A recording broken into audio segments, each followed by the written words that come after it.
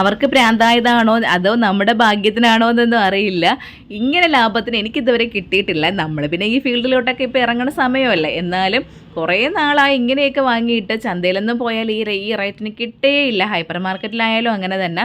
എന്താണെന്ന് വെച്ചാലേ 2 കിലോ നാരങ്ങ 100 രൂപ, 2 കിലോ ഇഞ്ചി 100 രൂപ, 2 കിലോ നെല്ലിക്ക 100 രൂപ, 2 കിലോ പാവയ്ക്ക 100 രൂപ, ഒന്നും പറയണ്ട. പാവയ്ക്ക ഒഴിച്ചു ബാക്കിയെല്ലാം ഞാൻ ഈ 2 കിലോ അങ്ങ് വെച്ച് വാങ്ങിച്ച്. അപ്പോൾ അമ്മയ്ക്കും വേണമെന്ന് പറഞ്ഞ് അങ്ങനെ എല്ലാം കൂടെ 4 കിലോ വെച്ച് വാങ്ങിച്ചെന്ന് വേണമെങ്കിൽ പറയാം. അമ്മയ്ക്ക് പിന്നെ നെല്ലിക്ക 1 കിലോ മതിയെന്ന് പറഞ്ഞ് ഇഞ്ചി വേണ്ട, നാരങ്ങ 2 കിലോ വാങ്ങിച്ച്, നെല്ലിക്ക 1 കിലോ വാങ്ങിച്ച്, പാവയ്ക്ക മാത്രം ഞാൻ 1 കിലോയെ വാങ്ങിച്ചോളൂ. പാവയ്ക്കയോട് അത്ര വലിയ താല്പര്യം ഇല്ലാത്തത് കൊണ്ടും എൻ്റെ അമ്മയ്ക്ക് മാത്രം പാവയ്ക്ക ഇഷ്ടമായതുകൊണ്ടും ഞാനത് അത്രയും വാങ്ങിച്ചോളൂ. വീട്ടിലെ അമ്മയ്ക്ക് ഭയങ്കര ഇഷ്ടമാണ് പാവയ്ക്ക. അമ്മയാണെങ്കിൽ അതെന്താണെന്ന് വെച്ചാൽ അതിനെ മെഴുക്ക് പുരട്ടി കഴിക്കും. അമ്മ മെഴുക്ക് പുരട്ടി വെച്ചിരിക്കുമ്പോൾ കഴിക്കാനായിട്ട് ഇഷ്ടമുണ്ട്. അതുകൊണ്ട് അമ്മയ്ക്ക് മാത്രമേ വാങ്ങിച്ചോളൂ. എൻ്റെ വീട്ടിൽ എൻ്റെ അമ്മയ്ക്ക് പാവയ്ക്ക വാങ്ങിച്ചില്ല. അവർക്ക് എന്തോ പാവയ്ക്ക വലിയ താല്പര്യമൊന്നുമില്ല.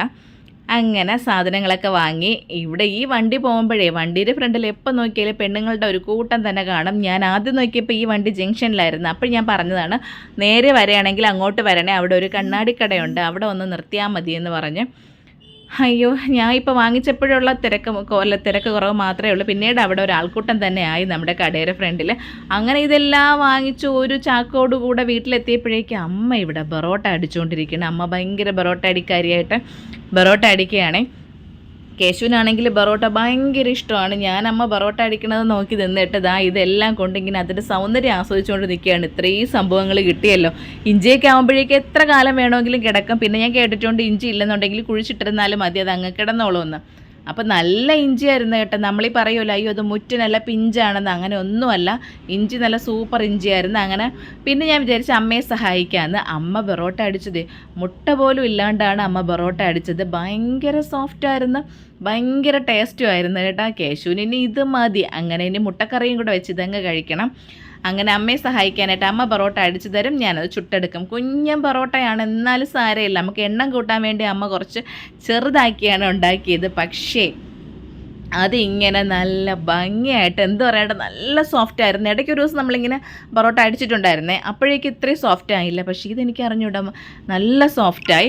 അങ്ങനെ ഞാനിവിടെ പൊറോട്ട എല്ലാം മറിച്ചിട്ടും അതിനെ ഒന്ന് റെഡിയാക്കിക്കൊണ്ടിരിക്കുകയാണ്. ലാസ്റ്റ് ആയപ്പോഴേക്കും അമ്മ എല്ലാ പൊറോട്ടയൊക്കെ എടുത്ത് വെച്ച് ഭയങ്കര പൊറോട്ട സ്പെഷ്യലിസ്റ്റ് ആയിട്ട് അതിനെ കൈ കൊണ്ടൊക്കെ അടിച്ച് പദം വരുത്തി അതിൻ്റെ ഊപ്പാടാക്കി അവിടെ വെച്ചപ്പോഴേക്ക് അടിപൊളിയായി. അപ്പോഴേക്കും ഞാനൊരു ചായയൊക്കെ ഇട്ടും കൊണ്ട് ചായ കുടിക്കാനായിട്ട് ഇങ്ങ് ഇറങ്ങി. അപ്പോൾ ഞാനിപ്പോൾ വന്നതേ ഉള്ളൂ കടയിൽ നിന്ന്. ഇപ്പോൾ ഇന്ന് കട ഡ്യൂട്ടിയാണല്ലോ. അപ്പോൾ വന്ന് അവിടെ നിന്ന് ആരെങ്കിലും ഉണ്ടോ, അപ്പുറത്തെ മഞ്ജു ചേച്ചിനെയാണ് നോക്കിയത്. അപ്പം വല്ലപ്പോഴും ആണിത്, തൊട്ടപ്പുറം ഇപ്പുറമാണ് വീടെങ്കിലും തമ്മിൽ രാവിലെയൊക്കെ കാണും. സംസാരിക്കാനായിട്ട് ആർക്കും സമയമില്ല. ആ ചേച്ചിക്കും ജോലിയുണ്ട്, എനിക്കും പോകണം. എല്ലാവരും ഇപ്പോൾ ഭയങ്കര ബിസിയാണല്ലോ. പെണ്ണുങ്ങളൊക്കെ വളഞ്ഞുകൂടിയിരുന്ന് നുണയും കൊതിയും പറഞ്ഞ സമയമൊക്കെ കഴിഞ്ഞ് എല്ലാവരും ഇപ്പോൾ ബിസി ആയിക്കൊണ്ടിരിക്കുകയാണ്. അങ്ങനെ ചായയൊക്കെ കുടിച്ച് കഴിഞ്ഞിട്ട് ഞാൻ വിചാരിച്ച് നെല്ലിക്ക അങ്ങ് ഉപ്പിലിട്ട് വയ്ക്കാമെന്ന്. അങ്ങനെ വെള്ളം തിളപ്പിച്ച് അതിലേക്ക് ഉപ്പൊക്കെ ഇട്ട് ഇനി നെല്ലിക്ക അങ്ങോട്ട് ഇടണം. നമ്മൾ നെല്ലിക്ക ഉപ്പിലിടുന്ന സമയത്ത് എന്ത് ചെയ്യണമെന്ന് വെച്ചാൽ ഈ നെല്ലിക്കയിൽ വെള്ളം ഒഴിച്ച് നമ്മൾ അങ്ങനെ തിളപ്പിക്കാൻ പാടില്ല. അങ്ങനെ തിളപ്പിക്കുമ്പോഴേക്കും നെല്ലിക്ക ആ ഒരു കല്ലിപ്പൊക്കെ അങ്ങ് മാറിയിട്ട് ഭയങ്കര സോഫ്റ്റായിട്ട് 2 ദിവസം കഴിയുമ്പോഴേക്കും അത് മൊത്തം അതിങ്ങനെ ഇളകി വരും. അപ്പോൾ നമുക്ക് കഴിക്കാനായിട്ടൊരു ടേസ്റ്റ് കാണില്ല. നമ്മൾ ഉപ്പിലിട്ടാണെങ്കിലും കുറച്ച് കല്ലിപ്പ് ഉണ്ടെങ്കിൽ ആ ഒരു രുചി വരുള്ളൂ. അതിനായിട്ട് എന്ത് ചെയ്യണമെന്ന് വെച്ചാൽ വെള്ളം തിളപ്പിച്ചതിന് ശേഷം നെല്ലിക്ക അതിലേക്ക് അങ്ങ് തിളപ്പിച്ച് ആ സ്റ്റൗ ഓഫ് ചെയ്തതിന് ശേഷം ആ തിളച്ചുകൊണ്ടിരിക്കുന്ന വെള്ളത്തിലല്ല, തിളച്ച് കഴിഞ്ഞ വെള്ളത്തിൽ ഈ നെല്ലിക്ക അതിൽ അങ്ങ് പറക്കി ഇട്ടിരുന്നാൽ മാത്രം മതി. അപ്പോഴേക്കും അത് ആവശ്യത്തിന് മാത്രമേ ആ ഒരു സോഫ്റ്റ്നെസ് വരുള്ളൂ. അപ്പോൾ അത് കഴിഞ്ഞിട്ട് ഇനി പൊറോട്ട ഉണ്ടാക്കി വെച്ചിരിക്കുകയല്ലേ അമ്മ, അതിന് മുട്ടക്കറി ഉണ്ടാക്കണമല്ലോ.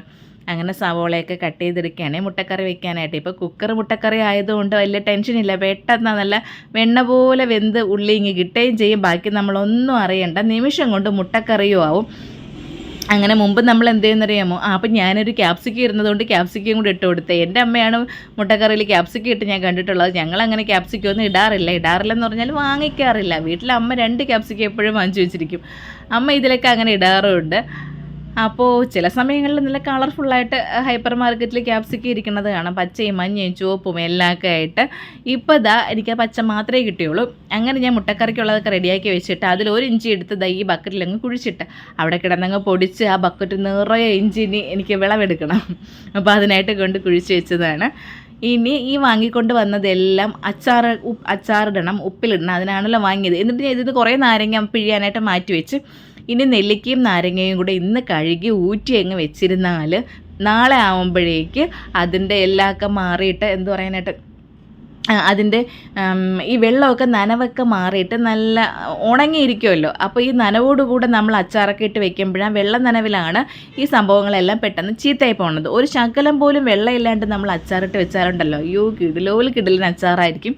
അതുപോലെ തന്നെ നാരങ്ങയും അങ്ങനെയാണ്. ഒരു തുള്ളി വെള്ളം പോലും അതിൽ ഇല്ലാണ്ട് നമ്മൾ അച്ചാറിട്ട് വെച്ചിരുന്നാൽ നമുക്ക് ഫ്രിഡ്ജിനകത്തൊന്നും വെക്കേണ്ട, വെളിയിൽ തന്നെ വെച്ചിരിക്കാം. അങ്ങനെ ഞാൻ അതൊക്കെ അവിടെ ഊറ്റി വെച്ചിരുന്നിട്ട് ഇനി അച്ചാറിൻ്റെ കാര്യം പിന്നീട് പറയാം. അപ്പോൾ പിള്ളേക്ക് എനിക്ക് പിന്നീട് പറയാനായിട്ട് സംഭവങ്ങളൊന്നും കാണൂല. അങ്ങനെ ഞാനിനി മുട്ടക്കറി അവിടെ റെഡിയായി. മുട്ടയൊക്കെ അതിൽ ഇട്ട് കൊടുത്ത് പിന്നെ ലാസ്റ്റ് കുറച്ച് മല്ലിയിലയും കൂടെ കട്ട് ചെയ്ത് ഇട്ട് കൊടുത്തിട്ട് ഒന്നങ്ങ് അടച്ചു വെച്ചിരിക്കുകയും കുക്കറ് വെറുതെ തീയൊന്നും കത്തിക്കാണ്ട് അങ്ങ് അടച്ചു വെച്ചിരിക്കുമ്പോഴേക്ക് കുറച്ചും കൂടെ അത് നല്ല പിടിച്ചിരിക്കും മുട്ടയിൽ ഈ മസാലയെല്ലാം. പിന്നെ ഇതാ പൊറോട്ടയും നല്ല മുട്ടക്കറിയൊക്കെ ആക്കി വെച്ചിട്ടുണ്ട്. ഇനി കഴിച്ചിട്ട് അവിടെ അമ്മച്ചിയും മോനും കൂടെ അവിടെ ഇരുന്ന് കാര്യമൊക്കെ പറഞ്ഞിരിക്കുകയാണേ.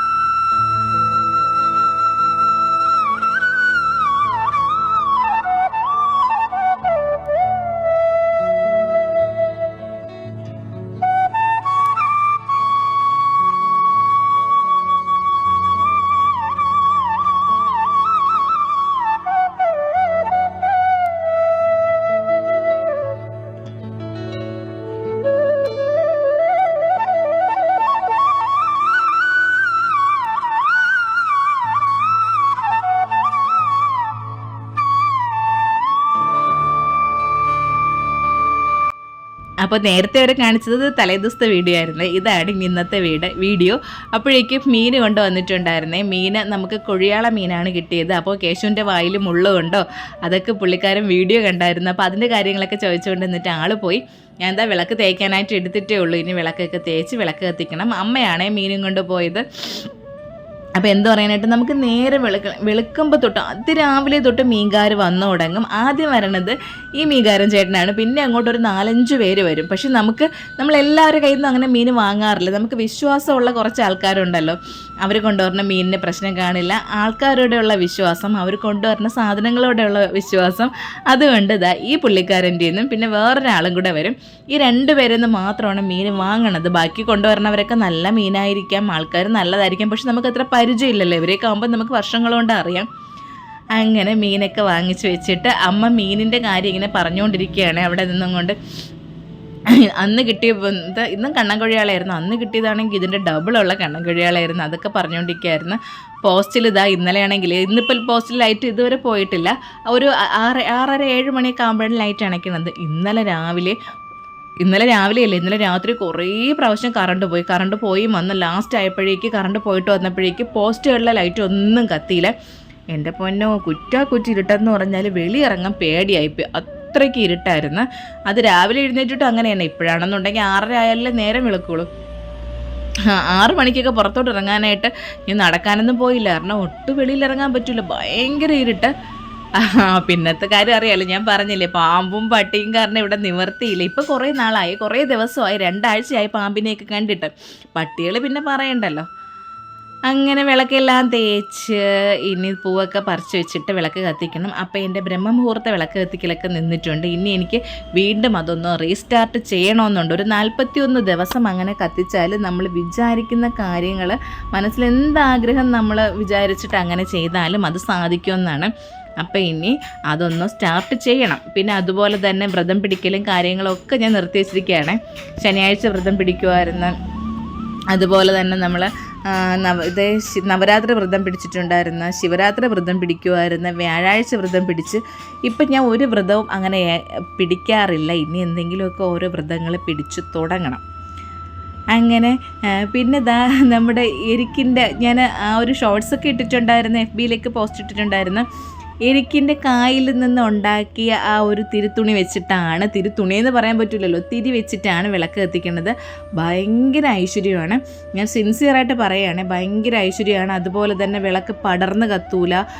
പിന്നെ നമ്മൾ ചിലപ്പോൾ വിളക്ക് കത്തിക്കുമ്പോഴും നനവൊക്കെ ഉണ്ടെങ്കിൽ ഒരുമാതിരി നമ്മൾ പൊട്ടലും പൊടിയലും ഒക്കെ സൗണ്ട് കേൾക്കുമല്ലോ, അങ്ങനെ ഒന്നും ഇല്ലാണ്ട് നല്ല നല്ല മുത്തുപോലെയാണ് വിളക്ക് കത്തണത്. അപ്പോൾ വിളക്കിങ്ങനെ മുത്തുപോലെ കത്തണമെന്നാണല്ലോ ശാസ്ത്രം. അങ്ങനെ വിളക്കെല്ലാം കത്തിച്ച് കഴിഞ്ഞപ്പോഴേക്ക് കേശുവിന് ഇന്ന് യെല്ലോ ഡേ ആയിരുന്നു. ഞാൻ ആ കാര്യമേ അങ്ങ് മറന്നുപോയി കേട്ടോ. തലേ ദിവസം ലക്ഷ്മിയൊക്കെ കണ്ടിട്ട് ആ കാര്യം ചോദിക്കാൻ, അല്ലെങ്കിൽ നമ്മൾ എല്ലാ കാര്യങ്ങളും ഡിസ്കസ് ചെയ്യേണ്ടതാണ് സ്കൂളിൽ വെച്ച്, പക്ഷെ ഞാൻ മറന്നുപോയി അവളോട് അത് ചോദിക്കാനും. അവളെ വാട്സപ്പിലേക്ക് ഇട്ടിട്ടുണ്ടായിരുന്നു, അതും ഞാൻ കണ്ടില്ല. അങ്ങനെ രാവിലെ നേരം വെളുത്തോട്ടിന് ലക്ഷ്മി വിളിച്ച് ചോദിച്ചു, ലക്ഷ്മി ഇന്ന് യെല്ലോ ഡേ അല്ലേ? അപ്പോൾ അവൾ പറഞ്ഞു, നീ ഇതൊക്കെ മറന്നിരിക്കുകയായിരുന്നു, എന്തോ എങ്ങനെയോ അതങ്ങ് വിട്ടുപോയി. അങ്ങനെ കേശുവിന് ഈറ്റബിളായിട്ടുള്ള എന്തെങ്കിലും ഫുഡും കൂടെ കൊണ്ടുപോകണം, അതും ഒന്നുമില്ല. അങ്ങനെ വിചാരിച്ച് പോണ വഴിക്ക് ലഡ്ഡു വാങ്ങാമെന്ന്, എന്നിട്ട് ഒരു സമാധാനമില്ല. അങ്ങനെ ഞാൻ ഓടിപ്പോയിട്ട് എന്ത് ചെയ്യുന്നറിയാമോ, ഏത്തപ്പഴം വാങ്ങിക്കൊണ്ടുവന്ന് അതിനെ അങ്ങ് ഏത്തപ്പഴം വെച്ചിട്ട് ഒരു സ്പൂൺ ഏത്തപ്പഴം ഉണ്ടല്ലോ ലക്ഷ്മി നായർ കാണിച്ചു തന്ന, അത് ഉണ്ടാക്കിയതിൽ കേശുവിന് ഭയങ്കര ഇഷ്ടമാണ്. അപ്പോൾ അതും കൂടെ യെല്ലോ കളറല്ലേ, അതുകൂടെയൊക്കെ അങ്ങ് ഉണ്ടാക്കാമെന്ന് വിചാരിച്ച്. പിന്നെ കേശുവിന് യെല്ലോ ബിസ്ക്കറ്റ് ഇരിപ്പുണ്ട്, എന്നാലും നമുക്കൊരു സ്വസ്ഥതക്കേടല്ലേ, അങ്ങനെ അതുണ്ടാക്കാനുള്ള തത്രപ്പാടിലാണ്. അതുപോലെ തന്നെ അപ്പത്തിൻ്റെ മാവാണ് ഇരുന്നത്. ചേട്ടൻ ഇനി ഈ വീട്ടിനകത്ത് അപ്പം എന്ന് പറയുന്ന സംഭവം ഞാൻ കണ്ടുപോയാൽ അപ്പോഴും ഗെറ്റോട്ടടിക്കും, അപ്പച്ചട്ടി വെള്ളയപ്പച്ചട്ടി എടുത്ത് വെളിയിലെറിയും എന്നൊക്കെ പറഞ്ഞതുകൊണ്ട് ചേട്ടൻ അപ്പന് വെള്ളയപ്പം കൊടുക്കാൻ പറ്റില്ല. അങ്ങനെ ഞാൻ ഓടിപ്പോയി ദോശമാവ് വാങ്ങിക്കൊണ്ടുവന്നേ. ഈ രാവിലെ ഉണ്ടല്ലോ, രാവിലെ ഈ കടയിൽ കൂടെയൊക്കെ പോയിട്ട് വരുമ്പോഴത്തേക്ക് തലഭ്രാന്ത് എടുക്കും, എന്നാലും ചില സമയങ്ങളിൽ നമുക്ക് പോകാണ്ടിരിക്കാനും പറ്റില്ല. പിന്നെ ഇന്നലെ ഞാനാണെങ്കിൽ ഇങ്ങനെയുള്ള സാധനങ്ങൾ വാങ്ങാനായിട്ട് ചേട്ടനോട് പറഞ്ഞതുമില്ല, പുള്ളിക്കാരന് പനിയാണ്, 2-3 ദിവസമായി.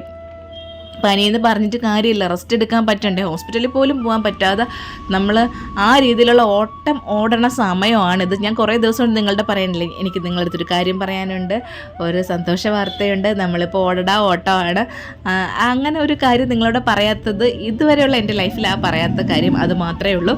അതൊരു സസ്പെൻസായിട്ട് വെച്ചിരിക്കുകയാണ്, ഒരു സർപ്രൈസായിട്ട് എല്ലാവരോടും പറയാനായിട്ട് ഞങ്ങളിങ്ങനെ കൊണ്ട് നടക്കുകയാണ് ആ കാര്യം. അപ്പോൾ അങ്ങനെ ഒരു കാര്യങ്ങളും കൂടെയൊക്കെ ഉള്ളതുകൊണ്ട് ചേട്ടനാണെങ്കിൽ ഭയങ്കരമായിട്ട് ഓടയാണ്, റെസ്റ്റില്ലാണ്ട് ഓടയാണ്.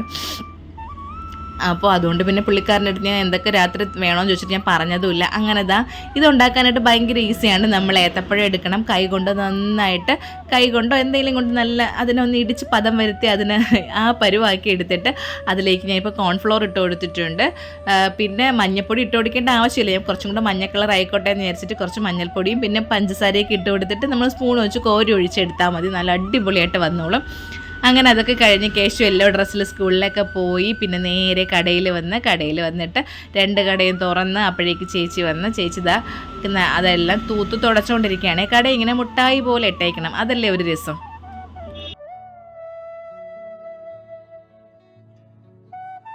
അങ്ങനെ കടയിൽ പോയിട്ട് വീട്ടിൽ വന്നപ്പോഴേക്ക് അമ്മ ചോറ് വേവിച്ച് വാർത്തിട്ടിരിക്കുകയായിരുന്നു. ഇന്നലത്തെ കറികളൊക്കെ ഇരിക്കുകയായിരുന്നു, അതുകൊണ്ട് ഇനി മീൻ വാങ്ങിച്ചെങ്കിൽ ഇന്ന് വെക്കേണ്ടെന്നങ്ങ് വിചാരിച്ച് നാളത്തേക്ക് രാത്രി വെച്ച് വയ്ക്കാം. ഇനി എന്തായാലും കുറേ ദിവസത്തേക്ക് എനിക്ക് കട ഡ്യൂട്ടി ഇനി അങ്ങോട്ട് കണ്ടിന്യൂ ചെയ്യും. പുതിയ കടയും കൂടെ ആകുമ്പോഴേക്ക് ഫുൾ ബിസി ആവും, അപ്പോൾ പിന്നെ അതനുസരിച്ച് നിന്നല്ലേ പറ്റുള്ളൂ. അപ്പോൾ ഇന്നലെ ഞാൻ വെള്ളം വാർത്ത് വെച്ചിരുന്നതൊക്കെ വെള്ളമൊക്കെ നല്ല വാർന്ന് സൂപ്പറായിട്ടിരിക്കുകയാണ്, നെല്ലിക്കയും മാങ്ങയും എല്ലാം. അങ്ങനെ അരിയൊക്കെ ചോറൊക്കെ ഒന്ന് നമ്മൾ പറയുമല്ലോ ചോറൊന്ന് പൊരിച്ചെടുക്കണമെന്ന്, അതുപോലെ ചോറ് പൊരിച്ചുകൊണ്ടിരിക്കുകയാണ്. പൊരിച്ചൊക്കെ ഒന്ന് മാറ്റി വെച്ചിട്ട് ഇനി വേറെ കാര്യങ്ങൾ വെക്കണം, അതൊന്നും ഈ സമയമില്ല. അല്ലറ ചില്ലറ കാര്യങ്ങൾ ഇതുപോലുള്ള കുറച്ച് ഡ്യൂട്ടിയേ ഉണ്ടായിരുന്നുള്ളൂ.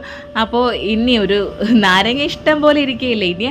അതുപോലെ ഇന്ന് പത്രം നോക്കിയപ്പോൾ പറയണുണ്ട് ചൂട് ഇനി അങ്ങോട്ട് വീണ്ടും കൂടുമെന്ന്. എൻ്റെ പൊന്നെ, ഇപ്പോഴത്തെ ചൂട് പോലും സഹിക്കാൻ പോയി, ഇനി അങ്ങോട്ട് കൂടുമ്പോഴുള്ള കാര്യം ചിന്തിക്കാൻ പോലും പറ്റണില്ല. അങ്ങനെ ഞാൻ വിചാരിച്ചു ഒരു ലെമൺ ജ്യൂസ് അടിക്കാമെന്ന്. അപ്പോൾ ലെമൺ ജ്യൂസ് അടിക്കാനായിട്ട് എന്ത് ചെയ്യണമെന്നറിയാമോ, നാരങ്ങ കട്ട് ചെയ്ത് അതിൻ്റെ ചാറെല്ലാം പിഴിഞ്ഞെടുത്തിട്ട് അതിലൊരു ഇഞ്ചി കഷ്ണം ഇട്ട് കൊടുക്കണം. നമുക്ക് പുതിനയില ഉണ്ടെങ്കിൽ അതും ഇട്ട് കൊടുക്കുക. എനിക്കാണെങ്കിൽ പുതിനയിലയുടെ ആ ഒരു ടേസ്റ്റ് എനിക്ക് ഇഷ്ടമല്ല, അതുകൊണ്ട് ഞാൻ പുതിനയിലയിൽ ഇതിലൊന്നും ഇടാറുമില്ല, വാങ്ങാറുമില്ല. അങ്ങനെ ഒരു പീസ് ഇഞ്ചി ഇട്ട് കൊടുത്ത് പിന്നെ പഞ്ചസാരയും കൂടി ഇട്ട് കൊടുത്ത് വെള്ളം ഒഴിക്കാണ്ട് അത് പഞ്ചസാരയും കൂടി ഇട്ടൊന്ന് അടിച്ചെടുക്കണം, എന്നാൽ മാത്രമേ ഇഞ്ചി നന്നായിട്ട് ഒന്ന് ഇതായിട്ട് വരുള്ളൂ. പിന്നെ നമുക്ക് വേണമെന്നുണ്ടെങ്കിൽ ആ നാരങ്ങയുടെ ആ തോലുണ്ടല്ലോ, ഒരു കുഞ്ഞൻ പീസും കൂടെ അതിലേക്ക് അങ്ങ് ഇട്ട് കൊടുക്കാം. അപ്പോൾ ഇത്രയേ ഉള്ളൂ. ഇനി വെള്ളവും കൂടെയൊക്കെ ഒഴിച്ച് കലക്കി, നല്ല തണുത്ത വെള്ളം ഒഴിച്ച് കലക്കി എടുത്താൽ അടിപൊളി നമ്മുടെ ലെമൺ ജ്യൂസ് ഇവിടെ റെഡിയായി. അപ്പം ഞാനിങ്ങനെ ലെമൺ ജ്യൂസ് അടിച്ചുകൊണ്ടിരുന്നപ്പോൾ അമ്മ പോയി കിടക്കുകയായിരുന്നു. അപ്പോൾ അമ്മ നാരങ്ങ പിഴിയാമെന്നും പറഞ്ഞ് വന്നപ്പോഴേക്കും ഞാൻ അവിടെ ജ്യൂസ് അടിച്ച് വെച്ചിരിക്കുകയായിരുന്നു. അങ്ങനെ ജ്യൂസൊക്കെ കുടിച്ചിട്ട് നേരെ വീട്ടിലോട്ട് പോയി. വീട്ടിലോട്ട് പോയപ്പോഴേക്കേ എൻ്റെ പൊന്നോ, അവിടെ ആ മൂലയിൽ, അങ്ങേ മൂലയിൽ ഒരു കാരമരം നിൽപ്പുണ്ട്. അപ്പോൾ അതിൽ കാരയ്ക്ക് എങ്ങാനും പിടിച്ചിട്ടുണ്ടോ എന്ന് നോക്കാനായിട്ട് അച്ഛനും അമ്മയും അങ്ങോട്ട് പോകണ പ്രശ്നമേ ഇല്ല. അങ്ങനെ ഞാൻ വെറുതെ പോയൊന്ന് നോക്കിയതാണ്. എൻ്റെ പൊന്ന്, ഇതാ കാരയ്ക്കാമരം അങ്ങേ മൂലയിലെന്ന് പറഞ്ഞാൽ അപ്പുറത്തെ പെരയിടത്തിലാണ്, അതിൻ്റെ ശിഖരങ്ങൾ മാത്രമേ ഇപ്പുറത്തോട്ടുള്ളേ.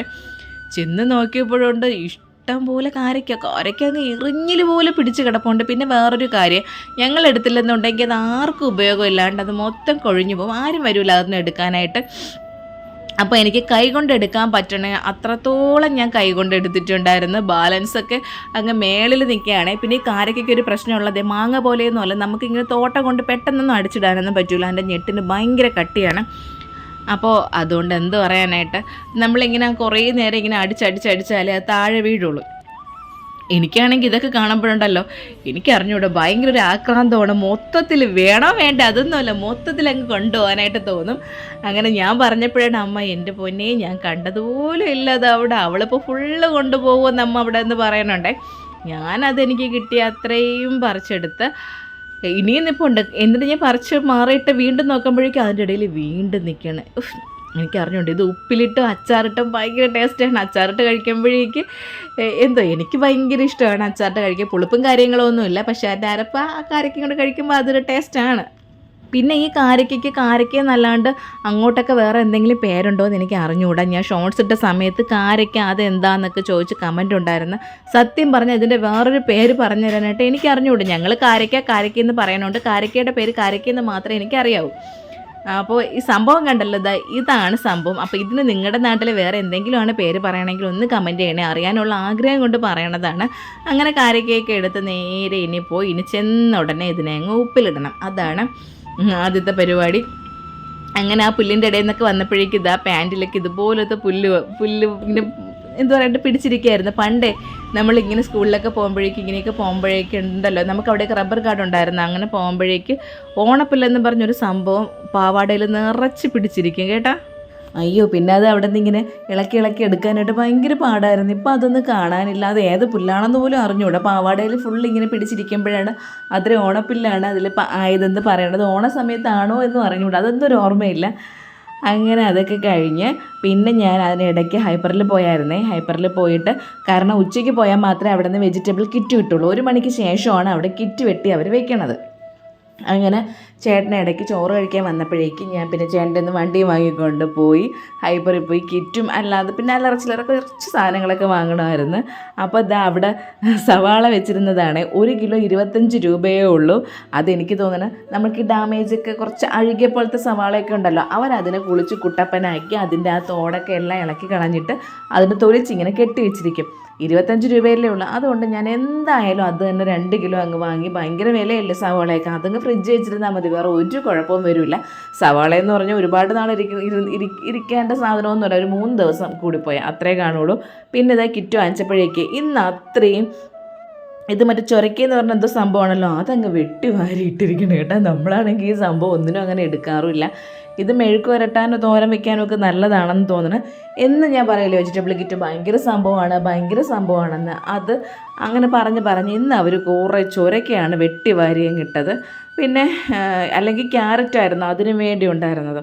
പക്ഷേ ഇന്നത്തെ കിറ്റ് എനിക്ക് അത്രയ്ക്ക് അങ്ങോട്ട് ഇഷ്ടപ്പെട്ടില്ല. ഉള്ളതുപോലെ പറയണമല്ലോ. ഞാൻ ചെന്ന സമയത്താണെങ്കിൽ ആകെ 2 കിറ്റേ ഉണ്ടായിരുന്നുള്ളൂ. അപ്പോൾ ഈ കിറ്റ് ഇങ്ങനെ വെട്ടി വെച്ചിരുന്നാലും നമുക്ക് പുറത്ത് കാണാമല്ലോ എന്തൊക്കെ ഉണ്ടെന്ന്. ഞാനാണെങ്കിൽ അതെല്ലാം നോക്കി എന്തെങ്കിലും കൂടുതലുണ്ടോ കുറവുണ്ടോ എന്നൊക്കെ നോക്കിയിട്ടാണ് എടുക്കണത്. പിന്നെ ഒരു കാര്യമുണ്ട്, കിറ്റ് വെട്ടുമ്പോൾ എല്ലാം ഒരുപോലെ അവർ വെട്ടുള്ളൂ, എന്നാലും അങ്ങനെ നോക്കും. പക്ഷെ ഇന്ന് എനിക്ക് അങ്ങനെ നോക്കാനൊന്നും പറ്റിയില്ല. ആകെ 2 കിറ്റേ ഉണ്ടായിരുന്നുള്ളൂ. ഒരു കിറ്റിൻ്റെ മണ്ടയ്ക്ക് ഞാൻ കൈവച്ചപ്പോഴേക്കും അടുത്ത കിറ്റിൻ്റെ മണ്ടയ്ക്ക് വേറൊരാളും കൈവച്ചായിരുന്നു. അങ്ങനെ അതെല്ലാം റെഡിയാക്കി അങ്ങനെ അതൊക്കെ അങ്ങ് വെച്ചുകൊണ്ടിരിക്കുകയാണേ. പിന്നെ ഞാൻ ഇത് വീട്ടിൽ പോയപ്പോൾ എടുത്തുകൊണ്ട് വന്നതാണ് ഈ കറുകപ്പട്ടയുടെ ഇല. അത് പുകയ്ക്കാനൊക്കെ നല്ലതാണ്. പിന്നെ കുറേ താന്ത്രിക വിദ്യകൾക്കൊക്കെ ആ ഇല എടുക്കുമെന്ന് ഞാൻ കേട്ടിട്ടുണ്ട്. എന്തായാലും ഞാൻ കുറച്ച് അവിടെ നിന്ന് ഉണങ്ങിയതിനെ എടുത്തിട്ട് വന്നിട്ടുണ്ട്. പിന്നെ ഇതാ കാരയ്ക്ക പറിച്ച് അതേപോലെ കൊണ്ട് വെച്ചിരിക്കുകയായിരുന്നേ. അപ്പോൾ കാരയ്ക്ക ഇനി ഒന്ന് കഴുകി അതും ഉപ്പിലിടണം. അപ്പോൾ ഇത്രയേ കിട്ടിയുള്ളൂ, ഇനിയും ഇഷ്ടം പോലെ കിടപ്പുണ്ട്. അപ്പോൾ കിട്ടിയത് മതി, ബാക്കി ഇനി പിന്നെ എടുക്കാമല്ലോ. ഈ പറയും പോലെ അച്ഛനും അമ്മയൊന്നും അങ്ങനെ എടുക്കുകയൊന്നുമില്ല. പറയുമ്പോഴേക്ക് എന്നെ ദേഷ്യം പിടിപ്പിക്കാനും അല്ലെങ്കിൽ എൻ്റെ അടുത്ത് ഉടക്കാനൊക്കെ അമ്മ പറയുമോ, എല്ലാം അവൾ കൊണ്ടുപോയി, ഞാൻ കണ്ടതുമില്ല, എനിക്കൊന്നും കിട്ടിയില്ലെന്നൊക്കെ. അങ്ങനെ അതിനെയൊക്കെ ഇനി ഓരോന്നായിട്ട് റെഡിയാക്കി വെക്കണമല്ലോ. അപ്പം ഞാൻ വിചാരിച്ചേ ഇന്നലെ ഉപ്പിലിട്ട് വെച്ചിരുന്ന നെല്ലിക്കയല്ലേ അതിനന്ന് ഇന്നങ്ങ് അച്ചാറാക്കാമെന്ന് വിചാരിച്ച് ഇന്നലെ അത് ഞാൻ അത്യാവശ്യപ്പെട്ട് ഉപ്പിലിട്ട് വെച്ചത് ഇന്ന് അച്ചാറാക്കാൻ വേണ്ടിയാണ്. അപ്പോൾ നന്നായിട്ട് നെല്ലിക്കയിൽ ഉപ്പ് പെരണ്ടിരിക്കുമല്ലോ. അപ്പോൾ അതിനായിട്ട് ഇതാ കുറച്ച് നല്ലെണ്ണയൊക്കെ ഒഴിച്ച് അതിൽ ഇഞ്ചിയും വെളുത്തുള്ളിയും കുറച്ച് കൂടുതലിട്ട് വറ്റൽമുളകിട്ട് കറിവേപ്പില ഇട്ട് അതൊക്കെ ഇട്ടിട്ട് ഇനി പൊടികളെല്ലാം കൂടി ഇട്ട് കൊടുക്കണം. മുളക് പൊടി, മല്ലിപ്പൊടി വേണ്ട, മുളക് പൊടി, മഞ്ഞൾപ്പൊടി, ഉലുവാപ്പൊടി, അങ്ങനെയുള്ള സംഭവങ്ങളെല്ലാം ഇട്ട് കൊടുക്കണം. പിന്നെ കടുക് ഉലുവയും കൂടെ പൊടിച്ചിട്ട് കൊടുത്താലും നല്ലതാണ്. ഞാനിപ്പോൾ അങ്ങനെയൊന്നും ചെയ്തില്ല. അങ്ങനെ പൊടികളൊക്കെ എല്ലാം ഇട്ട് കൊടുത്തിട്ട് ഇത് നന്നായിട്ടൊന്ന് വഴറ്റിയെടുക്കണം. ആ എണ്ണയിൽ കിടന്ന് എണ്ണ ഒന്ന് നന്നായിട്ട് ചൂടാവണം. ഇപ്പം ഞാൻ ലോ ഫ്ലെയിമിൽ വെച്ചിരിക്കുകയാണ്. നല്ല ചൂടായിട്ട് ആയതിന് ശേഷം ഇതിട്ട് കൊടുത്താൽ മതി. നോക്കിയാണ് എൻ്റെ അടുക്കളയിൽ എന്തൊക്കെ സാധനങ്ങളിരിക്കണം. നെല്ലിക്ക, കാരയ്ക്ക, അതുപോലെ തന്നെ നാരങ്ങ. എനിക്ക് വയ്യ. ഇതൊക്കെ ഇങ്ങനെ എല്ലാം കൂടെ ഒരുമിച്ചിരിക്കുന്നത് കാണുമ്പോൾ തന്നെ ഒരു മനസ്സുഖം അല്ലേ. പിന്നെ ഈ അച്ചാറൊക്കെ ഇടുമ്പോഴേക്കാലും ഉലുവാപ്പൊടി കുറച്ച് കൂടുതൽ ചേർക്കണത് നല്ലതാണെന്ന് ഞാൻ പറഞ്ഞു കേട്ടിട്ടുണ്ട്. അങ്ങനെ നെല്ലിക്ക അച്ചാർ ഇടാനുള്ള തത്രപ്പാടിലാണ്.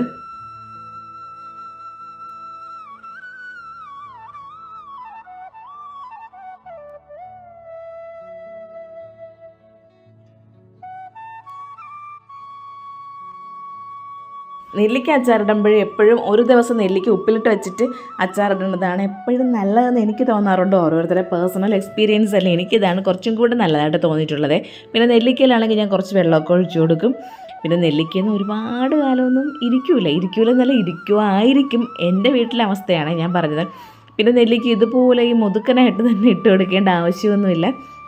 നമുക്കതിനെ വേണമെങ്കിൽ കട്ട് ചെയ്ത് ചെറിയ പീസാക്കി ഇട്ട് കൊടുക്കാൻ. ഞാൻ പിന്നെ അതിനെ കട്ട് ചെയ്തില്ല. എനിക്കാണെങ്കിൽ ഇങ്ങനെ കഴിക്കുന്നതാണ് ഇഷ്ടം. ആ ഒരു നെല്ലിക്കയും അതിൽ കുറച്ച് ചാറും കൂടെയൊക്കെ ആയിട്ട് വെച്ച് ചോറിൻ്റെ അറ്റത്ത് വെച്ച് കഴിക്കുമ്പോഴുണ്ടല്ലോ പിന്നെ എന്താ വേണം. അതുകൊണ്ട് ഞാൻ അങ്ങനെ ഇട്ട് കൊടുത്ത് പിന്നെ കായപ്പൊടിയൊക്കെ ഇട്ട് കൊടുത്ത് എല്ലാം കൂടെ നല്ല പെരട്ടി അങ്ങ് എടുത്തിട്ടുണ്ട്. ഇതിപ്പോൾ ഈ നെല്ലിക്ക അച്ചാർ ചേട്ടൻ കൈ കൊണ്ട് പോലും തൊടൂല. അമ്മ പിന്നെ നാരങ്ങയൊക്കെ ഇരിക്കണോണ്ട് ഇത് എടുത്താലായി, ഇല്ലെങ്കിൽ ഇത് മൊത്തം ഞാൻ തന്നെ കഴിക്കും. അപ്പോൾ ഇപ്പോൾ നിങ്ങൾ പറയാൻ പോണ്ടത് അയ്യോ നിജി അല്ലെങ്കിൽ അയ്യോ ചേച്ചി കഴിക്കല്ലേ, BP ആണേ, അത് BP കൂട്ടും. എനിക്കാണെങ്കിൽ BP കൂടി ഞാൻ ഇന്നേ വരെ കണ്ടിട്ടില്ല. എപ്പോൾ പോയില്ലല്ലോ BP ആണ്. ചെല്ലുമ്പോൾ അടുത്ത നഴ്സുമാർ പറയും വല്ലപ്പോഴുമൊക്കെ അച്ചാറൊക്കെ കൂട്ടാന്ന്. ഞാൻ അച്ചാറ് കുപ്പിക്ക് അകത്താണ് ഇരിക്കണതെന്ന് അവർക്ക് അറിഞ്ഞുകൂടല്ലോ. അങ്ങനെയാണ് കാര്യങ്ങൾ. അപ്പോൾ ലാസ്റ്റ് കുറച്ച് വിനാഗിരിയും കൂടെ ഒഴിച്ചു കൊടുത്ത് എടുത്തപ്പോഴേക്ക് നല്ല ഇതായില്ല. എനിക്കാണെങ്കിൽ ഇതിനെപ്പറ്റി പറയുമ്പോഴേ വായിന്ന് വെള്ളം വരും കേട്ടോ, നെല്ലിക്കയുടെയൊക്കെ കാര്യം. അപ്പോൾ കുറച്ച് ചാറാക്കി ഇങ്ങനെ നെല്ലിക്ക അച്ചാർ എടുത്തിട്ടുണ്ട്. ഉപ്പും എല്ലാം കറക്റ്റാണോ എന്നൊക്കെ നോക്കിയപ്പം എല്ലാം കറക്റ്റായിരുന്നു. ഇനി മാങ്ങ ഇടും പോലെയൊന്നും അല്ല. ഇതിപ്പം നമ്മൾ കുറച്ചൊന്ന് ചൂടാക്കി എടുക്കണം. അപ്പം ഞാൻ ലോ ഫ്ലെയിമിലിട്ട് കുറച്ചൊന്ന് ഇതിനെ വേവിക്കും. നെല്ലിക്ക കുറച്ചൊന്ന് വെന്ത് വരണത് നല്ലതാണ്. ഒരുപാട് വെന്ത് പോകണമെന്നല്ല പറയണത്. അങ്ങനെ അതിനെ അടച്ച് വെച്ചാൽ ലോ ഫ്ലെയിമിൽ വെച്ചിട്ട് ഇനി നിങ്ങൾ ഞാൻ അടച്ച് വെച്ചിരിക്കുന്നത് നോക്കല്ലേ, അതിൻ്റെ അപ്പുറത്ത് ഇൻഡക്ഷൻ കുക്കറിൽ എന്തിരിക്കണമെന്ന് കണ്ടില്ലേ, അതിൽ ഞാൻ വെള്ളം തിളപ്പിക്കാനായിട്ട് വെച്ചിരുന്നു. വേറെ ഒന്നിനുമല്ല, കാരയ്ക്കും അങ്ങനെ തന്നെ. നമ്മൾ കാരയ്ക്കയിൽ വെള്ളം ഒഴിച്ചിട്ട് അതോടെ വെച്ച് തിളപ്പിച്ചെടുത്താൽ അത് എല്ലാം കൂടെ ഒരുമാതിരി അങ്ങ് ആയിപ്പോവും. അതിൻ്റെ കാലം ഞാൻ ഈ നെല്ലിക്ക ഉപ്പിലിട്ടില്ല അതുപോലെ വെള്ളം നന്നായിട്ട് വെട്ടി തിളപ്പിച്ചതിന് ശേഷം കാരയ്ക്ക ഇട്ട് കൊടുത്താൽ കറക്റ്റ് പാകത്തിനിരിക്കും. ഇല്ലെന്നുണ്ടെങ്കിൽ അതിൻ്റെ പഴുത്ത കാരയ്ക്ക അങ്ങ് നമ്മളിങ്ങനെ പീന്തി പോകുമെന്ന് പറയാം നമ്മളെ ഭാഷയിൽ, ആ രീതിയിൽ ആയിപ്പോവും. അങ്ങനെ പിന്നെ ഇനി നാരങ്ങയും വെച്ചിരിക്കുകയായിരുന്നല്ലേ, അപ്പോൾ നാരങ്ങയും കൊണ്ട് നല്ലെണ്ണയിൽ നന്നായിട്ട് വഴറ്റി അങ്ങ് വെക്കാം. ഇനി നാളെ വെയിലത്ത് വയ്ക്കാൻ പറ്റുള്ളൂ, ഇപ്പോൾ സന്ധ്യ ആയില്ലേ. അങ്ങനെ ആ ജോലിയിലാണ്. അതും കൂടെ ഇനി അതിൽ നെല്ലിക്കയും കൂടെ കിടപ്പുണ്ടേ, അതുകൊണ്ട് നാരങ്ങ ഇങ്ങനെ കണ്ടുപിടിച്ചെടുക്കുകയാണ്. വെള്ളമൊക്കെ നന്നായിട്ട് വറ്റി നല്ല അടിപൊളിയായിട്ടിരിക്കുകയാണ് നാരങ്ങ. വെള്ളമൊക്കെ നന്നായിട്ട് വറ്റിയെന്നല്ല, വെള്ളമൊക്കെ നല്ലതുപോലെ ഉണങ്ങി ഒരു ശകലം പോലും വെള്ളത്തിൻ്റെ അംശം ഇല്ലാണ്ടിരിക്കുകയാണ്. പിന്നെ ഈ നാരങ്ങ ഉണ്ടല്ലോ, ഇരിക്കും തോറും ടേസ്റ്റാണ്. ആ നാരങ്ങയുടെ മാത്രം പ്രത്യേകതയാണെന്ന് തോന്നിയിട്ടുണ്ട്. എത്ര നാളിരിക്കുമോ അത്രയും നാൾ കഴിയും തോറും പഴകി വരും തോറും ഭയങ്കര ടേസ്റ്റാണ്. അതിപ്പോൾ നാരങ്ങയ്ക്ക് മാത്രമല്ല മാങ്ങയ്ക്കൊക്കെ അങ്ങനെ ആയിരിക്കും. പക്ഷെ മാങ്ങ അങ്ങനെ ഇരുന്ന് ഞങ്ങളുടെ വീട്ടിലൊന്നും ഇരിക്കാറില്ല. നാരങ്ങയാണെങ്കിൽ പിന്നെ അതങ്ങ് ഇരുന്നോളും.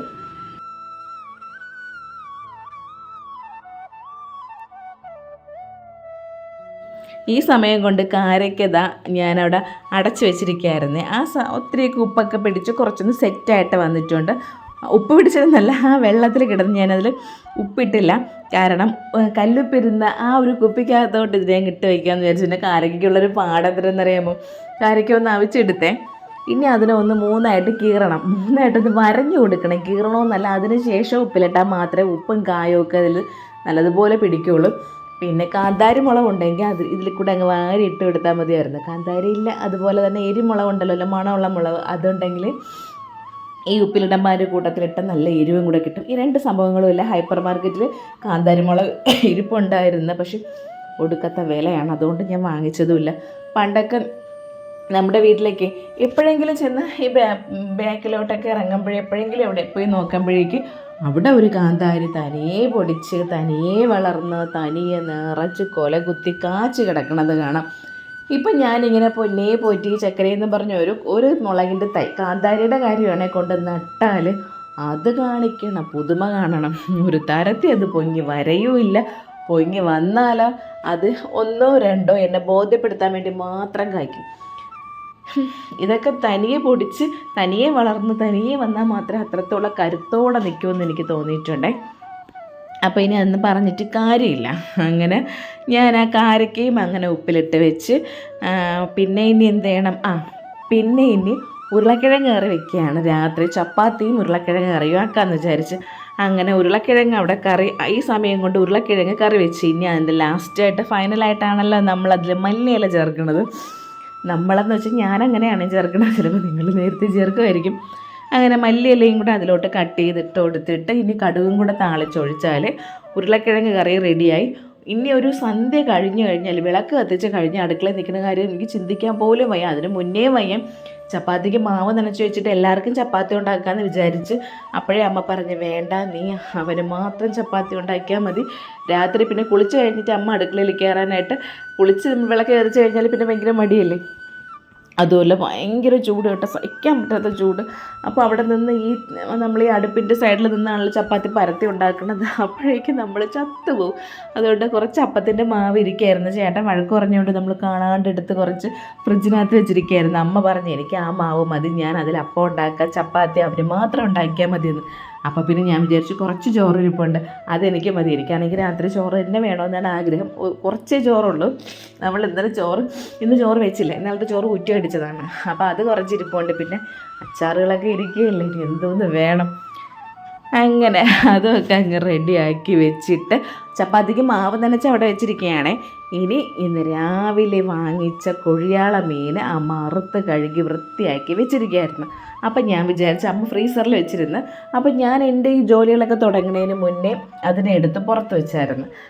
ഈ സമയമായപ്പോഴേക്ക് കൊഴിയാള നല്ലതുപോലെ അതിൻ്റെ ആ കട്ടയൊക്കെ മാറി അത് വിട്ട് വന്നിട്ടുണ്ട്. അപ്പം അതും കൂടെ അങ്ങ് കറി വെച്ച് വെച്ചാൽ നാളെ പിന്നെ ജോലിയില്ലല്ലോ. ഇപ്പോൾ എനിക്ക് രാവിലെ കടയിൽ പോകണമല്ലോ, കടയിൽ പോകണ ഡ്യൂട്ടിയും കാര്യങ്ങളൊക്കെ ആയതുകൊണ്ട് അമ്മയ്ക്ക് ജോലി കൂടുതലാണ്. അപ്പോൾ ഇതൊക്കെ അങ്ങ് ചെയ്ത് വെച്ചാൽ പിന്നെ പ്രശ്നമില്ല. അങ്ങനെ കൊഴിയാള മീനൊന്നും കൂടിയൊക്കെ കഴുകി ചട്ടിയിലാക്കി ഇനി അതിൽ പച്ചമുളകും കീറിയിട്ട് തക്കാളിയും കൂടെ കീറിയിട്ടിട്ട് തേങ്ങ തിരുവിയതിൽ വറുത്ത മുളക് പൊടി, മല്ലിപ്പൊടി, മഞ്ഞൾപ്പൊടി, ഉലുവാപ്പൊടി, പുളി, ഇത്രയും സംഭവങ്ങൾ നല്ലതുപോലെ അരച്ചെടുക്കും. പിന്നെ നമുക്ക് ഈ തേങ്ങ അരയ്ക്കാത്ത മീൻകറി ചിന്തിക്കാൻ പറ്റില്ല. തേങ്ങ അരയ്ക്കാതെ വെക്കണം. ചേട്ടന് ഭയങ്കര ഇഷ്ടമാണ്. ചേട്ടൻ ഗൾഫിലൊക്കെ ഇരുന്നുകൊണ്ട് പറയും, അവിടെ അവർ വെക്കണം മീൻ കറി നല്ല ടേസ്റ്റാണ്, തേങ്ങ അരയ്ക്കാതെയാണ് വെക്കണത്. ശരിയാണ്, ചൂരയൊക്കെ വയ്ക്കുമ്പോഴേക്കും എനിക്ക് ഇഷ്ടപ്പെടും. എന്നാലും എനിക്ക് തേങ്ങ അരച്ച് വെക്കുന്ന മീൻ കറിയാണ് എനിക്ക് കൂടുതലിഷ്ടം. പിന്നെ നമ്മൾ പ്രത്യേകിച്ച് തിരുവനന്തപുരത്തൊക്കെ ഉള്ളവരുടെ മീൻ കറി വെക്കുന്ന സ്റ്റൈൽ ഇങ്ങനെയാണ്. പിന്നെ ഞാൻ എന്തെങ്കിലും പറയുമ്പോഴത്തേക്ക് ആരെങ്കിലും, അപ്പം ഞാനന്ന് തുറപ്പാന്ന് പറയും, തിരുവനന്തപുരംകാരാണ് തുറപ്പ പറയണത്. അതുപോലെ തന്നെ വേറെ എന്തോ കാര്യം പറഞ്ഞപ്പോഴേക്കും ആരും കമൻറ്റ് ചെയ്തിരുന്നു, ഞങ്ങൾ തിരുവനന്തപുരത്തുള്ളവരാണ്, ഞങ്ങളങ്ങനെ പറയാറില്ല എന്നൊക്കെ. അതിനെപ്പറ്റി എനിക്ക് അറിഞ്ഞുകൂടാ. നമ്മൾ സാധാരണ ഞങ്ങളുടെയൊക്കെ ഇവിടെ ഉള്ളവരൊക്കെ തുറപ്പാന്ന് തന്നെയാണ് പറയണത്. അതുപോലെ നമുക്ക് നമ്മുടേതായ കുറേ ഭാഷ, മലക്കറി എന്ന് തന്നെയാണ് പറയണത്. പച്ചക്കറി എന്ന് അങ്ങനെ പറയാറില്ല. അതങ്ങനെ മലക്കറി എന്നുള്ള ഭാഷ തിരുവനന്തപുരത്തിൻ്റേതാണ്, തിരുവനന്തപുരത്തിൻ്റെ മാത്രം സ്വന്തമാണെന്ന് ഞാൻ അറിയണത് തന്നെ ചാനൽ തുടങ്ങി അതിൽ കൂടെ മലക്കറി എന്നും തുറപ്പെന്നൊക്കെ പറഞ്ഞപ്പോഴേക്ക് വരുന്ന കമൻറ്റ് കണ്ടിട്ടാണ് അയ്യോ ഇതൊക്കെ നമ്മൾ മാത്രം പറയണതാണല്ലേ എന്നൊക്കെ ഞാൻ മനസ്സിലാക്കിയത്. അല്ലാണ്ട് നമുക്ക് ഈ തിരുവനന്തപുരം വിട്ട് വേറെ ബന്ധുക്കളും ഇല്ല. ബന്ധുക്കളുണ്ടെന്ന് പറയാനായിട്ട് ഇളയ നാത്തൂൻ കൊല്ലത്താണ് താമസിക്കുന്നത്. കൊല്ലം എന്ന് പറഞ്ഞാലും കൊല്ലത്ത് കടയ്ക്കലാണ്. എന്നാലും അവിടെ ഇവിടെയും തമ്മിൽ എനിക്ക് അറിഞ്ഞിട്ട് വലിയ വ്യത്യാസം ഉണ്ടോ എന്ന് എനിക്ക് അറിഞ്ഞുകൂടാ ചേച്ചി. പിന്നെ ഇങ്ങനെ നമ്മളെ ഭാഷ തന്നെ സംസാരിക്കുന്നതുകൊണ്ട് നമുക്കത് തോന്നിയിട്ടുമില്ല. അല്ലാണ്ട് അങ്ങനെ വടക്കോട്ടുള്ള ബന്ധുക്കൾ ആരും ഞങ്ങൾക്ക് ഇല്ലാത്തത് കൊണ്ട് ഞങ്ങൾക്ക് അതിനെപ്പറ്റിയൊന്നും അറിഞ്ഞുകൂടാ കേട്ടോ. അല്ല ഭാഷകൾ തമ്മിൽ വലിയ മാറ്റമുണ്ടോ കാര്യങ്ങളുണ്ടോ. സത്യം പറഞ്ഞാൽ അങ്ങ് വടക്കോട്ടൊക്കെയുള്ള ഫ്രണ്ട്സ് പോലും നമുക്കില്ലായിരുന്നു. അതുകൊണ്ട് നമുക്ക് ഈ തിരുവനന്തപുരത്തുള്ള കാര്യങ്ങൾ മാത്രമേ അറിയാമെന്നുള്ള ആൾക്കാരായിരുന്നു ഞാനൊക്കെ.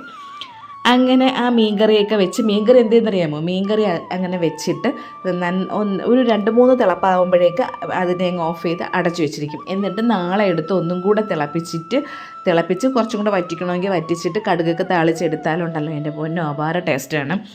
അങ്ങനെ മീൻകറി അവിടെ എല്ലാം ആക്കി വെച്ചിട്ട് കുറച്ച് പാത്രങ്ങൾ അപ്പോഴേക്ക് സിങ്കിലായിട്ടുണ്ട്. അതങ്ങ് കഴുകി വെച്ചാൽ ആ ജോലി അങ്ങ് തീരുമല്ലോ. അങ്ങനെ ആ പാത്രങ്ങളെല്ലാം കഴുകി വയ്ക്കുകയാണ്. മീൻകറി ഉണ്ടാക്കി ഒന്നും വേണ്ട, ഒരു ചായ ഇട്ടാൽ തന്നെ സിങ്കിനകത്ത് എന്തൊക്കെ പാത്രങ്ങളാവുമെന്നറിയാമോ. ചായ അടിച്ച ഗ്ലാസ്, ചായ ഇട്ട പാത്രം, ചായ അരിച്ചൊഴിച്ച പാത്രം, ചായയുടെ അരിപ്പ്, അങ്ങനെ ആ സിങ്കിനകത്ത് ഒരു ചായ ഇട്ടാൽ തന്നെ ഒരു 4-5 പാത്രങ്ങളാവും. എപ്പോൾ നോക്കിയാലും ഒരു പാത്രമെങ്കിലും ഇല്ലാണ്ട് സിങ്കിനെ കാണാനേ പറ്റൂല. അപ്പോൾ ദാ മീൻ കറിയും റെഡിയായി. അപ്പോൾ ആ ജോലിയൊക്കെ കഴിഞ്ഞ് രാത്രി ഒരു 9:30 ആയപ്പോഴേക്ക് ചേട്ടൻ കടയടച്ചിട്ട് വന്നപ്പോൾ ഇന്ന് ഗുലാബ് ജാമുനും അതുപോലെ തന്നെ ലഡുവും വാങ്ങിക്കൊണ്ട് വന്നേ. ഈ സംഭവം ഉണ്ടല്ലേ, ഗുലാബ് ജാമുൻ എന്നാണ് തോന്നുന്നു പറയുന്നത്. ഈ സംഭവം ഞാനങ്ങനെ കഴിച്ചിട്ടേ ഇല്ല. നമ്മൾ ചിലപ്പോൾ കല്യാണത്തിനൊക്കെ പോകുമ്പോഴേക്ക് അവിടെ കാണും, ഐസ്ക്രീമിൻ്റെ കൂടെയൊക്കെ കാണും. എന്തോ എനിക്കാണെങ്കിൽ മധുരം ഭയങ്കര ഇഷ്ടമാണെങ്കിൽ ഈ സംഭവത്തിൻ്റെ അടുത്ത് വലിയ താല്പര്യം തോന്നിയിട്ടില്ലേ. അപ്പോൾ ഇന്നാണ് ഞാൻ ആദ്യമായിട്ട് ഈ സംഭവം കഴിക്കണത്. പക്ഷേ എന്തോ എനിക്ക് എന്നിട്ടും അത്രയ്ക്ക് അങ്ങോട്ട് അത് ഇഷ്ടപ്പെട്ടില്ല. കേശൂരും വലിയ താല്പര്യമൊന്നും അതിനോടില്ലായിരുന്നു. അപ്പോൾ ചേട്ടൻ ഭയങ്കര സംഭവമായിട്ട് വാങ്ങിക്കൊണ്ട് വന്നതാണേ അത്. ഇങ്ങനെ സ്പെഷ്യൽ ഐറ്റംസ് എന്തെങ്കിലും വാങ്ങിക്കൊണ്ട് വന്നാൽ ചേട്ടൻ തന്നെ അതിനെ സെർവ് ചെയ്ത് എല്ലാവർക്കും ഇങ്ങനെ കോരിത്തരും കേട്ടോ. അപ്പോൾ അങ്ങനെ എല്ലാവർക്കും തന്നതാണ്. മോനും അതത്ര വലിയ ഇഷ്ടപ്പെട്ടില്ല. അപ്പോൾ എനിക്ക് കോരിത്തരണത് ഉടനെ അവിടെ നിന്ന് വീഡിയോ എടുക്കുകയാണ്. പിന്നെ ആ ലഡു ഉണ്ടല്ലോ, 4 എണ്ണത്തിന് 60 രൂപ എന്തോ ആയിരുന്നു. എൻ്റെ പൊന്നോ, ആ ലഡു ഇങ്ങനെ വായിലിട്ട് അലിഞ്ഞു പോണ ലഡു ആയിരുന്നു. അത് ഇങ്ങനെ നല്ല കട്ടിയൊന്നുമില്ല, ഭയങ്കര സോഫ്റ്റായിട്ട് ഭയങ്കര ജ്യൂസി ആയിട്ടിരുന്ന ലഡു ആയിരുന്നേ. എനിക്കതാണെങ്കിൽ ഭയങ്കര ഇഷ്ടമായിരുന്നു. അങ്ങനെ ഞാൻ അതാണ് കഴിച്ചത്. അപ്പോൾ ഇതൊക്കെയായിരുന്നു ഇന്നത്തെ ഞങ്ങളുടെ വിശേഷങ്ങൾ. ഇഷ്ടമായി ലൈക്ക് ചെയ്യുക, ഇഷ്ടമായില്ലെങ്കിൽ ഡിസ്ലൈക്ക് ചെയ്യുക. അപ്പോൾ എന്താ പറയാനായിട്ട് പുതിയൊരു വീഡിയോയും പുതിയ വിശേഷങ്ങളായിട്ട് നമുക്ക് വീണ്ടും കാണാം.